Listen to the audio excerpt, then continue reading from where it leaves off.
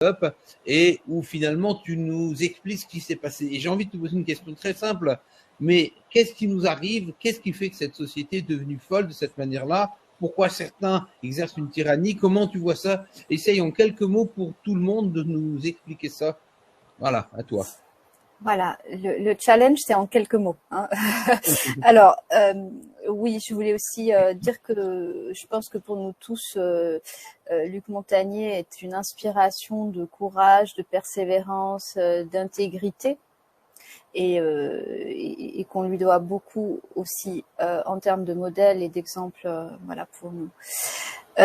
Alors, je vais essayer de répondre à ta question par une citation qui, à mon avis, résume le problème et va nous permettre d'entrer dans le cœur du sujet. C'est une citation que j'aime beaucoup de l'écrivain Koestler, du Zéro et de l'infini, et qui nous dit dans son roman, c'est un roman sur le phénomène totalitaire bolchevique qu'il a lui-même traversé, dont il a commencé à s'extraire à partir du moment où il aura été en prison. C'est-à-dire qu'il va falloir une prise de distance par l'emprisonnement qui va lui permettre de commencer à remettre en question l'endoctrinement dans lequel il a été pris en tant que militant.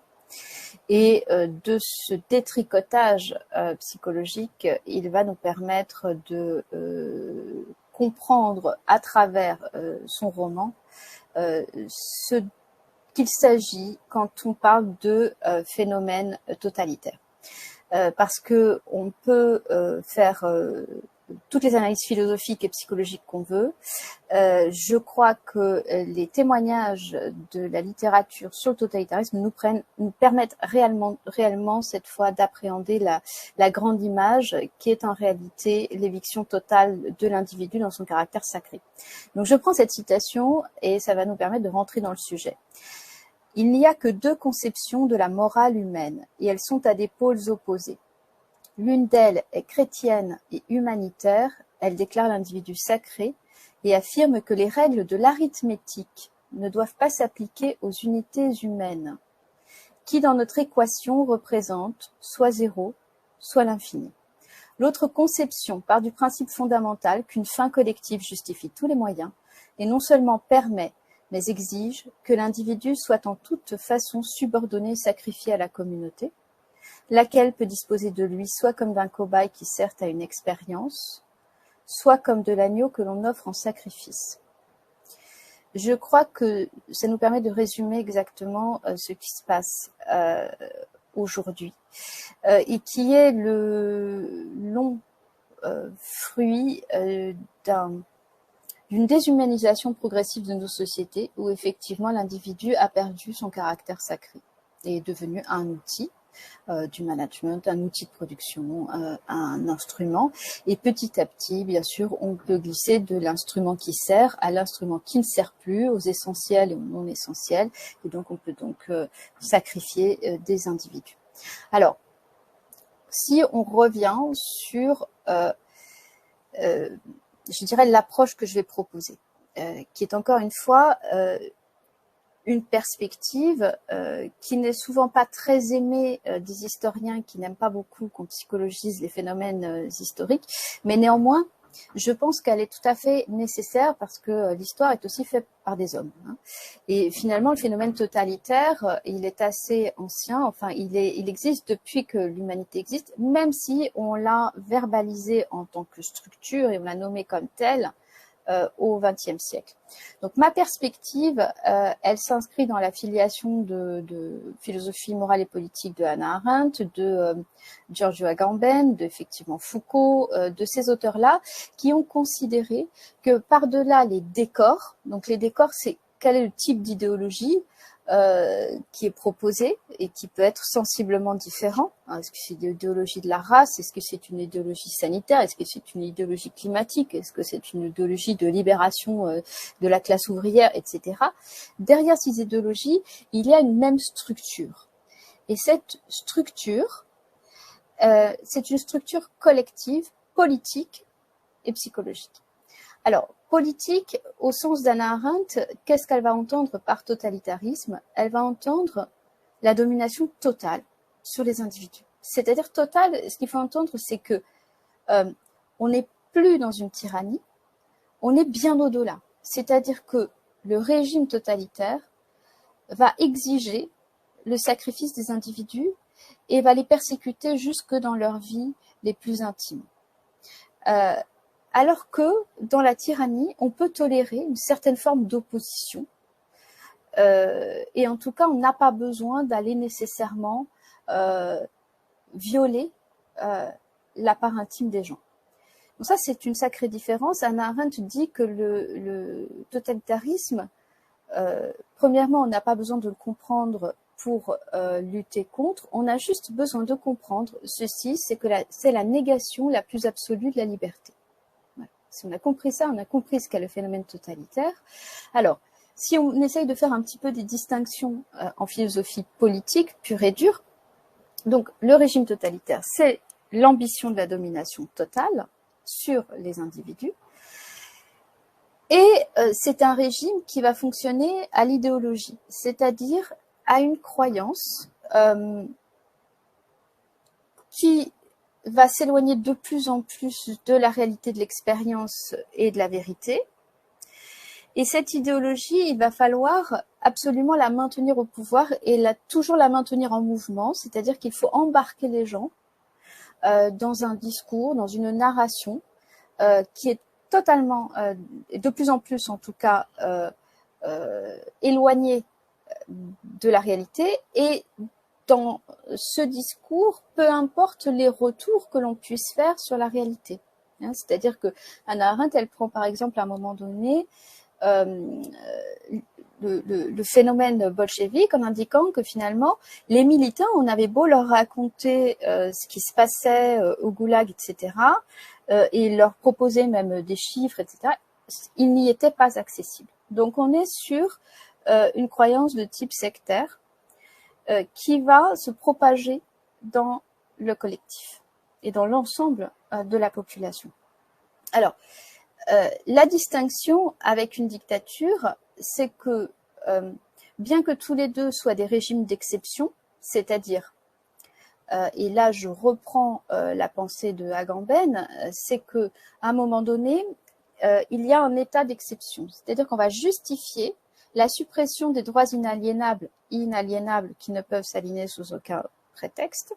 On va justifier leur suppression au nom d'une cause supérieure.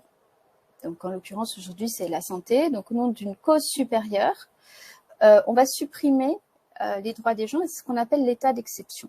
Ça peut être le terrorisme, au nom du terrorisme, on vous supprime vos droits, etc. Donc il y a toujours une espèce de cas de force majeure qui fait qu'on passe dans un état de non-droit. Agamben parle d'une éclipse du droit, c'est-à-dire qu'il y a comme une espèce de vieille poussière dans la bibliothèque qui s'appelle le droit, mais il n'exerce plus sa fonction. Et c'est-à-dire que dans le totalitarisme, on est dans un gouvernement par décret, essentiellement, avec des décrets qui se rajoutent aux décrets, et au bout d'un moment, Hannah Arendt dit même qu'il y a une disparition des décrets. On continue de gouverner, on n'a même plus besoin d'afficher des décrets. Alors cet état d'exception, il est commun au totalitarisme et à la dictature, c'est-à-dire que la dictature, dans son acception propre, c'est un régime d'exception où on va donner les pleins pouvoirs au dictateur pour gérer une situation. Par exemple, il y a la guerre, il y a une urgence sur la nation est en danger, et donc on va exercer la dictature, c'est-à-dire les pleins pouvoirs. Sauf que, du point de vue de la philosophie morale et politique, et du point de vue de l'histoire, puisque ce sont les Romains essentiellement qui nous ont organisé cette notion de dictature, elle est limitée dans le temps. C'est-à-dire qu'en clair, il fallait rendre les clés au bout de 6 mois. Donc en fait, vous avez plein pouvoir, mais vous n'avez pas les pleins pouvoirs. Vous avez plein pouvoirs spatiaux, mais vous n'avez pas les pleins pouvoirs temporels. Et le régime totalitaire, il s'arroge les pleins pouvoirs spatiaux et les pleins pouvoirs temporels. C'est-à-dire que même s'il peut y avoir l'illusion qu'il se limite dans le temps, en réalité, il ne rend pas les clés du pouvoir, et donc il continue de fonctionner à ce régime d'exception. Et pour finir, une dernière distinction avec la tyrannie, parce qu'on entend c'est une tyrannie. Dans la tyrannie, il y a un point clé dans le régime totalitaire, c'est son fonctionnement à la terreur. Il faut mettre les citoyens sous terreur pour pouvoir exercer, et quel qu'en soit le motif en fait, pour pouvoir exercer un pouvoir qui est en réalité illégitime et qui se maintiendra parce que les citoyens sont sous terreur et qu'ils vont donc confier leurs droits et accepter des régimes d'exception liés à la terreur. Eh bien, quand l'opposition est neutralisée dans le régime totalitaire va devenir encore plus terrorisant, encore plus déversant en fait une persécution sur la population et en persécutant en particulier de façon arbitraire et des innocents. Alors que dans la tyrannie, une fois que le tyran il a son pouvoir absolu, qu'il est à peu près tranquillisé sur son pouvoir absolu, il n'a pas besoin de rentrer dans une phase de persécution arbitraire des innocents. C'est quand même des notions sensiblement différentes. Merci Ariane. Donc, oui. Je n'ai pas entendu. Oui, alors Ariane, c'est formidable. On en est où finalement, nous, aujourd'hui, dans ce totalitarisme? Qu'est-ce qui se passe en France? Comment les citoyens sont là? Et qu'est-ce qu'ils vivent? Qu'est-ce que nous vivons? Quand tu appliques ça maintenant, ce qui se passe aujourd'hui, pour nous, on en est où? Alors, on en est dans une situation de confusion mentale. Qu'est-ce que c'est la confusion mentale? C'est qu'on n'arrive plus à discerner où on est, qui fait partie du régime totalitaire, c'est-à-dire que on a traversé la phase, la mise au pas, ce que j'avais appelé la mise au pas, c'est-à-dire que ça donne le ton et la ligne de quelle politique va être menée. J'avais notamment utilisé ce terme pour le discours du président du 12 juillet 2021. Et on en est dans une situation extrêmement grave où il est donc possible d'avoir des citoyens qui sont destitués de droits et où les citoyens sont sous liberté conditionnelle, comme les prisonniers, hein, c'est-à-dire que leurs droits inaliénables ont été aliénés, et où, parce que dans le régime totalitaire, il y a plusieurs phases. Il y a une première phase qui va être effectivement de persécution ciblée des opposants. Là, je pense que nous l'avons tous vécu à des degrés différents. Mais ensuite, il y a, l'idéologie va glisser sur des catégories de citoyens. J'avais déjà averti, parce que j'avais fait des chroniques sur le totalitarisme pour l'Antipresse notamment l'année dernière, j'avais déjà averti que nous allions avoir un glissement à un moment donné où l'ennemi, qui est le virus, et on l'a bien décrit comme un ennemi, c'est-à-dire que ce qu'il faut bien comprendre, c'est que le régime totalitaire fonctionne à la persécution. Il faut toujours désigner un ennemi. Cet ennemi est dans l'idéal fictif et encore mieux insaisissable. Donc c'est vrai qu'un virus, en termes d'invisibilité, c'est assez intéressant. Et si possible, pour encore plus faire monter la mayonnaise du régime totalitaire, s'il peut aussi être un ennemi intérieur, c'est encore mieux. Alors c'est vrai qu'un virus, en termes d'ennemi intérieur, c'est parfait. Et donc il faut savoir aussi que, on en reviendra peut-être après, hein, mais il y a des thématiques, si vous voulez, de délire, qui sont toujours les mêmes en réalité dans les régimes totalitaires, parce que ça correspond tout simplement, du point de vue de la psychopathologie, à une organisation psychique qui s'appelle la psychose paranoïaque et qui est contagieuse. Donc, j'avais prévenu que du virus ennemi, nous allions glisser vers des individus porteurs de virus ennemi.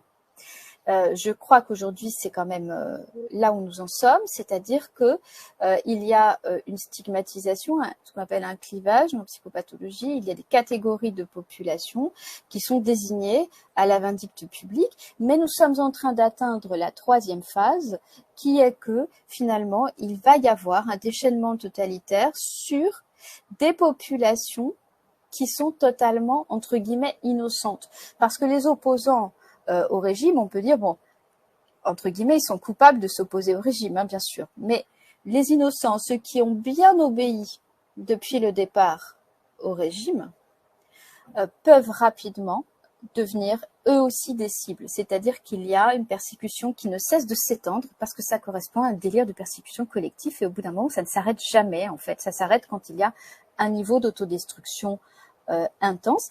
Et comme tout délire, il y a des phases, c'est-à-dire il y a des moments de bouffée délirante et il y a des moments où ça s'arrête un peu avant que ça ne recommence. Voilà. Donc, il est possible aussi que nous ayons une évolution, c'est-à-dire que ce qu'il faut bien comprendre dans ce délire paranoïaque, c'est qu'il y a un contenu, mais le contenu est susceptible d'évoluer. C'est-à-dire que ça fonctionne surtout à des processus. Encore une fois, quelle est la structure? Il y a un ennemi invisible ou visible, extérieur ou intérieur, qui nous veut du mal. Le régime se justifie sa légitimité par la persécution de cet ennemi. Il en appelle donc à deux logiques qui sont des logiques inacceptables sur le plan moral. La première, c'est la fin justifie les moyens, c'est-à-dire on a le droit d'utiliser des individus comme des moyens. Et la deuxième, c'est une logique qui va avec la première, c'est une logique sacrificielle. Il faut sacrifier des individus pour le bien commun. À partir de ce moment-là, on peut aller très loin. Et donc, quand le régime totalitaire se sent un peu en danger sur son idéologie, il est susceptible de la faire évoluer et de la changer. Et ceci, Hannah Arendt nous en avait bien parlé, elle disait qu'il faut que le régime totalitaire maintienne toujours l'idéologie en mouvement. Il ne faut pas que ça se fixe, parce que si on fixait un discours, eh bien nous serions en capacité de commencer à l'analyser tout simplement et à en voir finalement les impasses et la fausseté même. Donc il faut toujours maintenir, et c'est à ce titre que le régime totalitaire est assez énergivore, c'est son point faible. Il consomme beaucoup d'énergie parce qu'il faut toujours maintenir une idéologie, c'est-à-dire une croyance déconnectée du réel qui est toujours fondée sur cette idée de persécution. Et donc cette persécution justifie en réalité qu'on persécute les individus.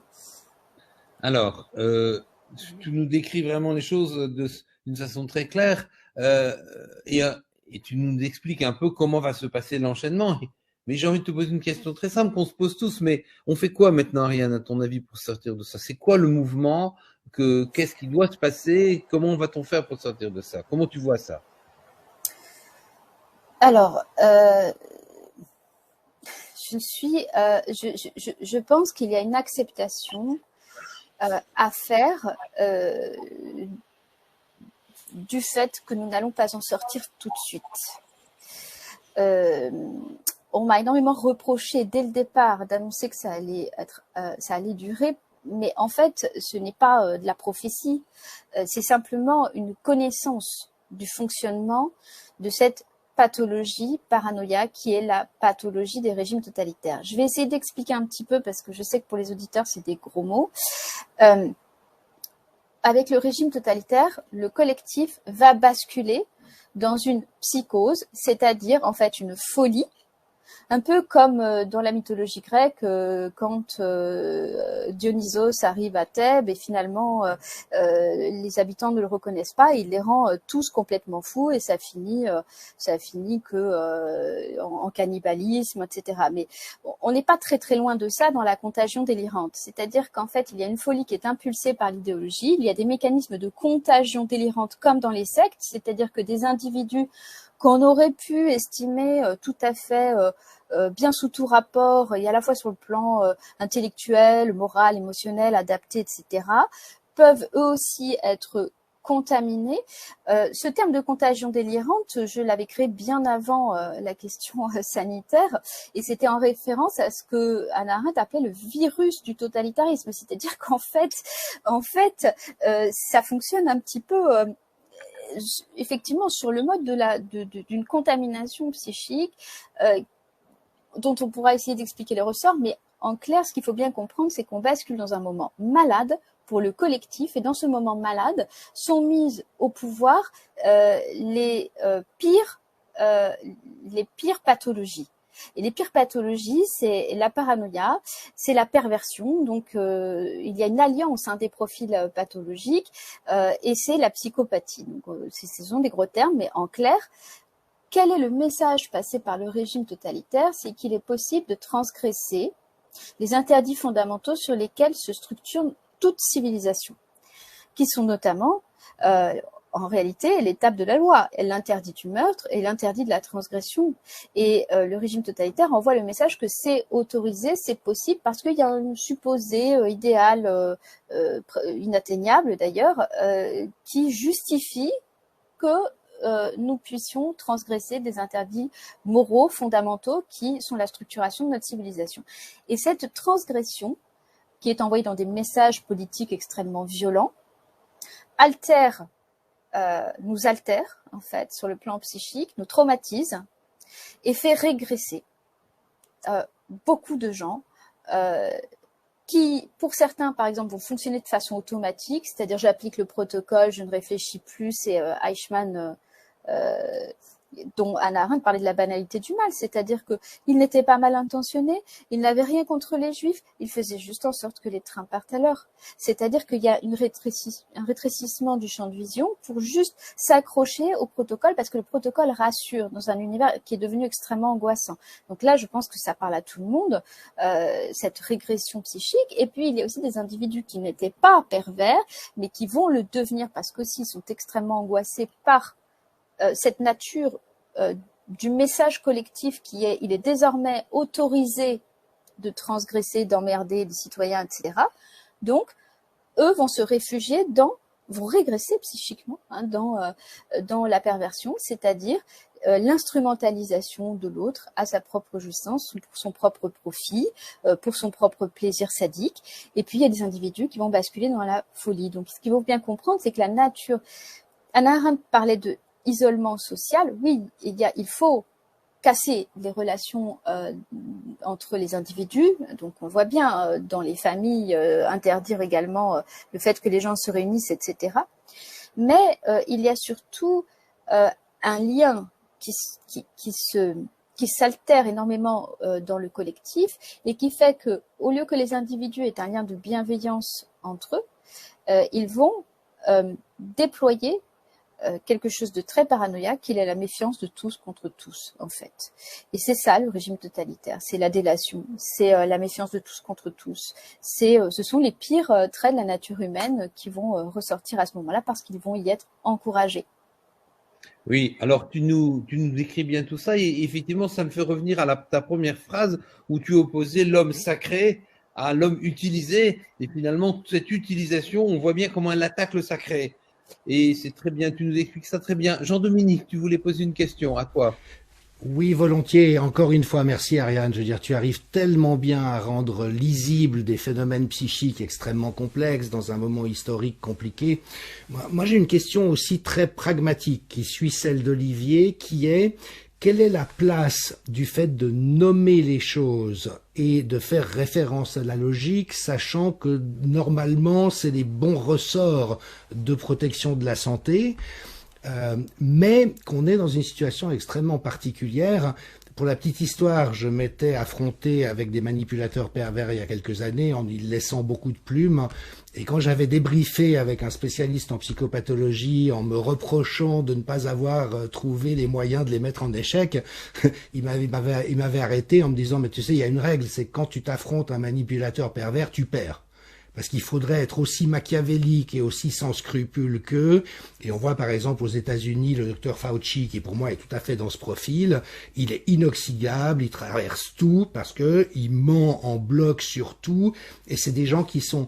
Donc ce que j'observe, c'est que quand on nomme le totalitarisme, ou la fraude, ou l'absence de logique, on est tout de suite confronté à des inversions accusatoires. Je donne juste un exemple. Il y a la fameuse méta-analyse de l'Institut Hopkins qui est sortie tout récemment, qui, compilant tout un ensemble d'études, confirme une nouvelle fois que les confinements n'ont servi à rien. Alors moi je la fais connaître, parce que quand même l'Institut Johns Hopkins c'est du sérieux, c'est comme la Sorbonne ou Oxford, et droit derrière un journal suisse avec un journaliste scientifique extrêmement médiocre qui a promu la méta-analyse Fiolet contre l'hydroxychloroquine qui était une pure fraude, fait un article, cette étude ne vaut pas tripette, tout est falsifié, ils ont fait du cherry picking, et donc, tu vois ce que je veux dire, dès qu'on a un élément un peu probant à montrer, ou, en ce qui concerne la logique, ok, la vaccination évite peut-être les formes graves, mais pas d'être contaminé ou contaminant, à quoi bon vacciner des enfants qui font pas des formes graves?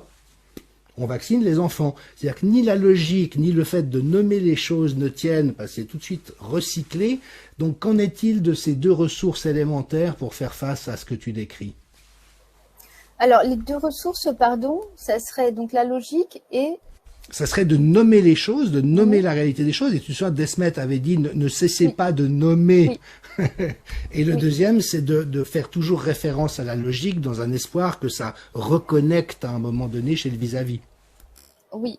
On a une blague en psy, c'est qu'avec le pervers, tu perds vert. Donc il faut accepter de perdre et donc il faut absolument couper, évidemment, quand on peut, quand on est pris dans une relation d'emprise. Mais là, il est très compliqué de couper, bien sûr. Alors, il y a plusieurs choses. Ce qu'il faut comprendre, c'est que Desmet, il parle et à juste titre, hein, tout à fait, parce que il a aussi bien lu Hannah Arendt, il parle de la nécessité de nommer les choses pour de continuer, en fait, le plus possible une opposition à ce régime, dans le sens un autre discours, c'est-à-dire qu'en fait, l'histoire que nous raconte ce régime n'est pas la vraie. Voilà, c'est tout. L'histoire que nous raconte ce régime assurément est fausse, plus exactement, et nous avons une autre façon de proposer, de raconter d'autres histoires. Ceci est très important. Desmet le dit dans le sens qu'il faut continuer l'opposition en se rappelant ce que j'ai dit tout à l'heure, c'est-à-dire que si l'opposition est supprimée, la terreur se déchaînera comme jamais. Il faut bien se dire que dans le régime totalitaire, le fonctionnement arbitraire et la logique de quotas sont des fondamentaux. C'est-à-dire que on n'en a rien à faire que vous soyez innocent ou coupable. On persécutera dans le tas. Et c'est très important pour se maintenir au pouvoir. Et ça, les gens ont énormément de mal. Et Solzhenitsyn le racontait au niveau des arrestations par le régime totalitaire bolchevique, c'est que les gens pensaient que leur innocence serait reconnue. Donc, ils avaient qu'à faire valoir leur innocence et ils seraient reconnus. Non, le régime totalitaire n'en a rien à faire, ni du juste, ni de l'injuste, ni du bien, ni du mal, ni du vrai, ni du faux, tout simplement parce que la psychose paranoïaque est bien en deçà de toutes ces catégories mentales. C'est-à-dire que si on s'étonne de voir des discours paradoxaux, des discours qui n'ont ni queue ni tête, et des personnages nous donner un jour blanc, un jour noir, et 15 jours après vert, et ensuite bleu, et à quatre pattes, et une jambe en l'air, etc., eh bien, ça fait partie de la pathologie qu'on appelle folie résonante. C'est une folie qui a l'apparence de la raison, mais qui n'est pas la raison. Et donc,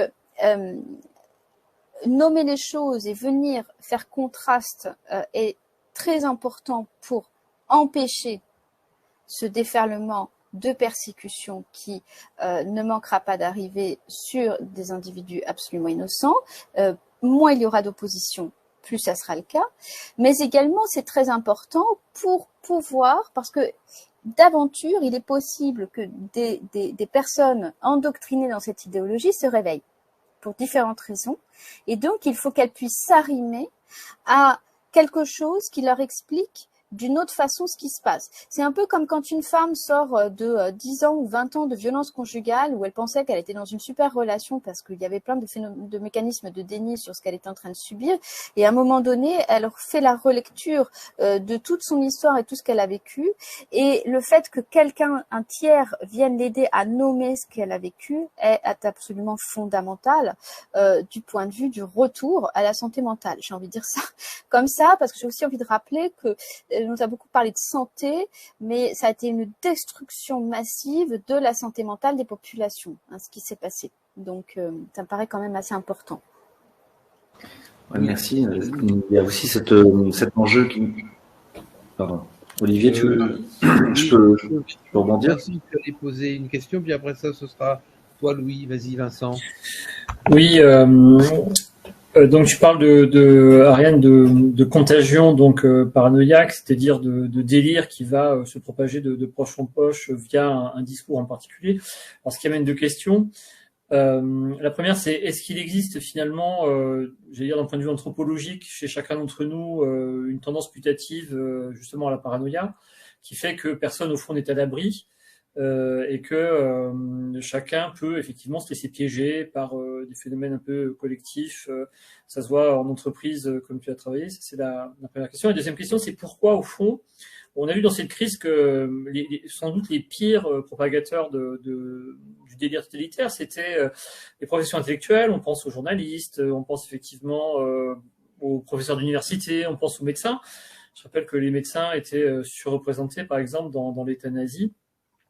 Puisque 70% des médecins allemands avaient adhéré au parti nazi, ils en représentaient, je crois, la moitié, effectivement. Et là, aujourd'hui, en France, on voit des journalistes, on voit des hommes politiques aussi au niveau des partis politiques. Je pense au Parti socialiste en particulier, avec Jomier au Sénat ou avec Einthoven, qui raconte à peu près n'importe quoi. Comment se fait-il que ceux dont on suppose que ce sont les personnes les mieux à même d'analyser les discours, et justement de faire des remparts face au langage délirant du totalitarisme, en fait, soit ceux qui finalement tombent le plus facilement dedans et le répartissent, le diffusent le plus rapidement.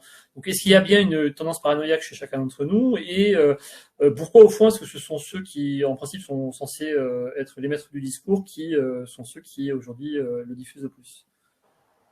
Oui. Je vais essayer de me souvenir des deux questions.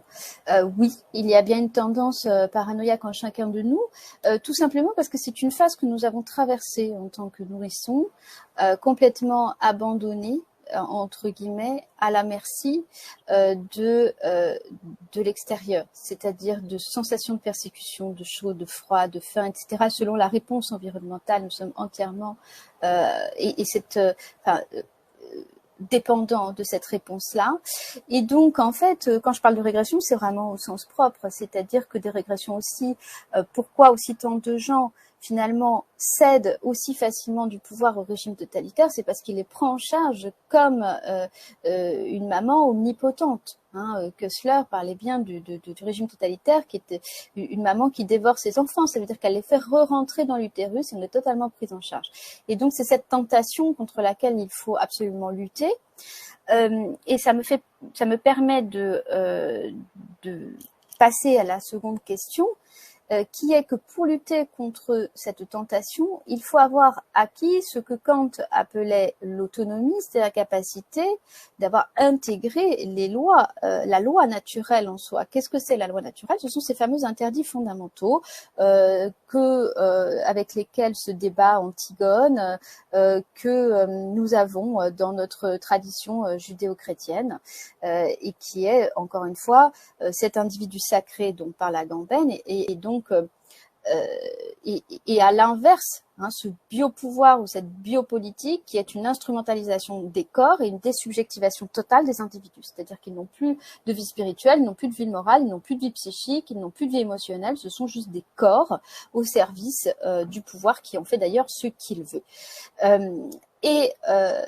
Donc, qu'est-ce qui se passe dans les profils intellectuels? C'est vrai que ce n'est pas la première fois qu'on le remarque, puisque Klemperer, qui a été donc ce professeur de philologie juif qui a été persécuté pendant le nazisme et qui a écrit donc sur la langue nazie, de façon cachée, et fait partie des très rares survivants de Dresde, puisqu'il restait, il restait 12 juifs, je crois, sur 6000, dont lui, avec son manuscrit.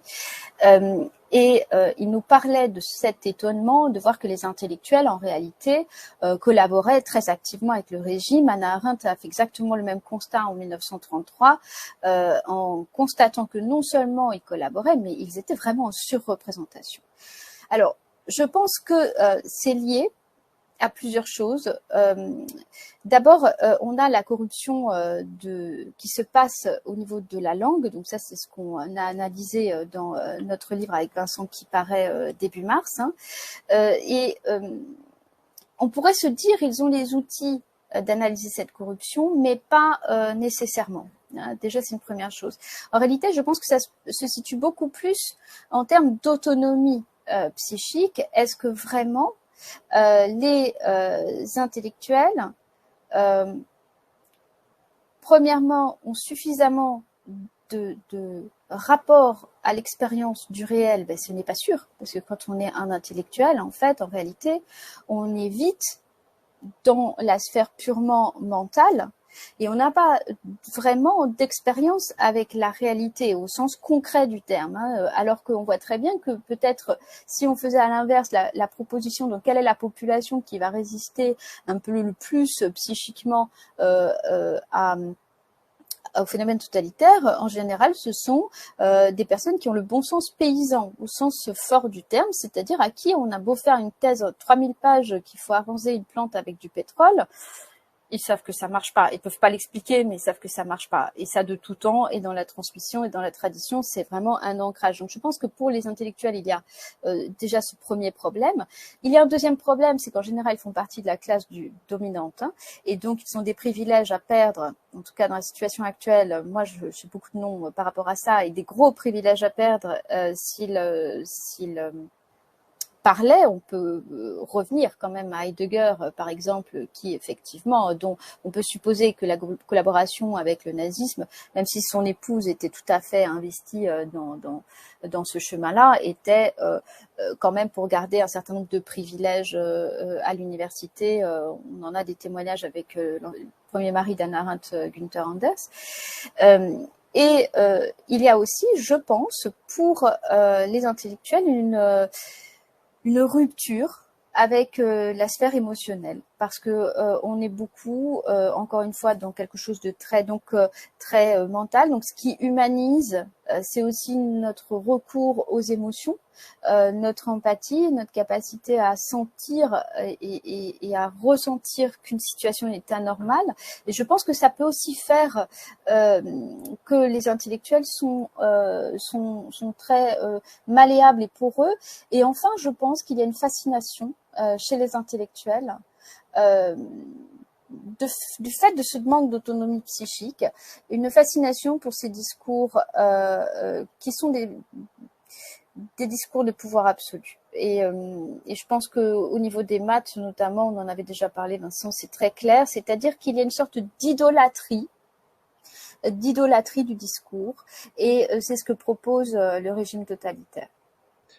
Merci beaucoup. Ce que tu nous expliques est extraordinaire. Louis, je pense que tu avais une question et après ça, on passera à Christine.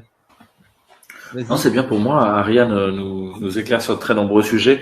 Et cette question de mais pourquoi tenir le vrai, pourquoi tenir le juste, pourquoi tenir la logique, pourquoi tenir au réel. Et peut-être qu'il y a un élément important, c'est de ne pas être soi-même l'objet de la contagion délirante. Et je vous fais part ici de gens qui, au départ, ont soutenu Réinfo Covid, et qui, au moment où la vaccination est arrivée, parmi les médecins de mes proches et même des gens dans mon service, sont devenus fous. En fait, ont été pris par la contagion délirante à ce moment-là. Et donc, tenir comme un mantra une cohérence autour de soi permet de se bâtir une bulle de protection peut-être pour traverser cette épreuve, puisque, comme tu l'as dit, Ariane, cette épreuve n'a qu'un temps.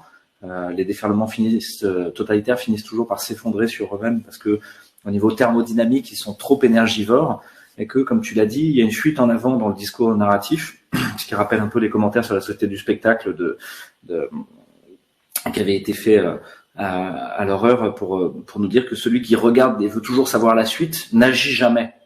Et donc il y a un moment où il faut arrêter de vouloir savoir la suite du discours délirant, ce qui permet de commencer à agir. Et comme tu l'as dit, peut-être de commencer une contagion à son tour de cohérence autour de soi, d'aller sélectionner chez les autres le point critique où ça basculera, parce que peut-être on a commencé à toucher au sacré à l'intérieur d'eux-mêmes. Un certain nombre de personnes où au bout d'un moment on touche au sacré, parce qu'on touche à l'enfant, parce qu'on touche à des représentations symboliques fortes. Qu'est-ce que tu en penses, Ariane ? Oui, je pense que, encore une fois, il y a des gens qui vont sortir progressivement comme voilà, à la faveur d'un événement qui peut être un événement qui les choque, ou encore une fois d'une mise à distance. Hein. Chez Orwell comme chez Koestler, il y a eu cette phase d'emprisonnement, et cet emprisonnement a permis une distanciation d'avec le discours et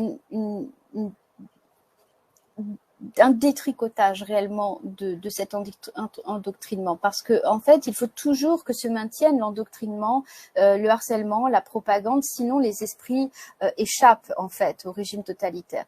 Donc il va y avoir des personnes qui vont se réveiller et sur lesquelles on va pouvoir compter, parce que ces personnes-là, plus elles se seront fait abuser, plus elles vont vouloir aider autrui par rapport à cet abus qu'elles auront conscientisé. Donc ça, c'est quand même la part d'espoir qu'on peut avoir, même si j'ai envie de dire, vu qu'on nous a expliqué que c'était une guerre, c'est une guerre effectivement réelle contre les peuples, tout azimut d'ailleurs. La paranoïa est la pathologie de la guerre, et je crois que dans une guerre, il ne faut pas nécessairement espérer des victoires tout de suite.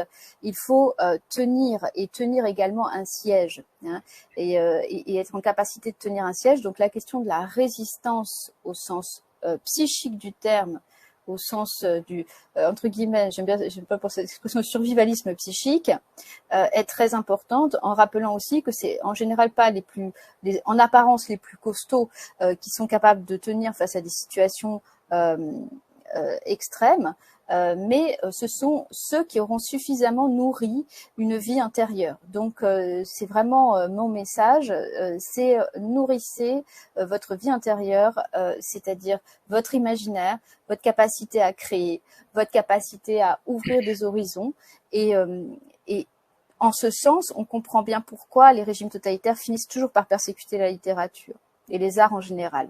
Et on l'a déjà pressenti.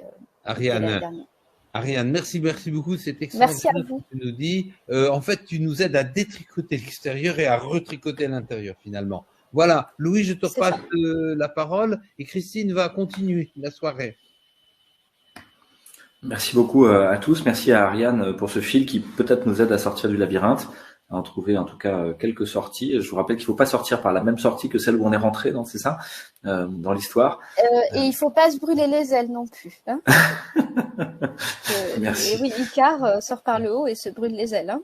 Donc, Exactement, ouais. Donc on est dans un moment symbolique extrêmement fort où il convient d'inventer un récit, ou en tout cas de retrouver les récits qui peuvent nous guider vers la sortie de ce marasme. On va passer à quelque chose de plus terre à terre.